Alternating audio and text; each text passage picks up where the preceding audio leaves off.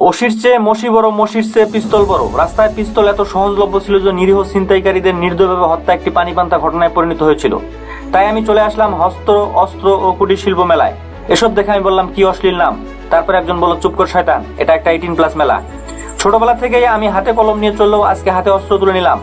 সকল অপরাধী জনগণ, কিন্তু সকল জনগণ অপরাধী নয়। তাই আমি জনসংখ্যা নিয়ন্ত্রণে বেলুন ফোটানো শুরু করলাম। তারপর একজন আমাকে বলল, আপনি ভুল জায়গায় ভুল নিশানা করছেন। আমি বললাম, পশু পাখি মাত্রই ভুল, ম্যান ইজ মর্টাল।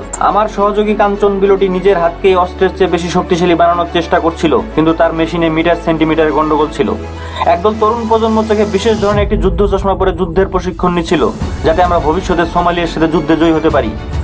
আমি এই মেলায় এসে আমার কোনো ফ্যান না পেয়ে নিজে একটা ফ্যান কিনে বাতাস দিচ্ছিলাম, কিন্তু দোকানদার আমাকে বলল, আগে ফ্যান ফলোয়ার বাড়ান, তারপর বাতাস খান। আমি ওনাকে বললাম, আমি বাতাস খান নই, আমি সুজন খান। এই খবরে আমার প্রতিপক্ষ শিবিরের দুজন বিচক্ষণ শত্রু টম অ্যান্ড জেরি খুশিতে নাচানাচি করছিল। তারপর পেলাম সেই জঙ্গলের ভাল্লুক, যাকে দেখে আমার বন্ধু গাছে উঠেছিল, কিন্তু আমি মাটিতে শুয়ে পড়েছিলাম। তাই আমি আমার সেই বন্ধুকে বললাম, চলো দুজন মিলে একে একটু সুড়সুড়ি দেই। হঠাৎ আমার কানে খবর আসলো, এই মেলায় আমার সময় শেষ। আমি ওদের একটি ঘড়ি দেখিয়ে বললাম, আমার এখনো সময় আছে।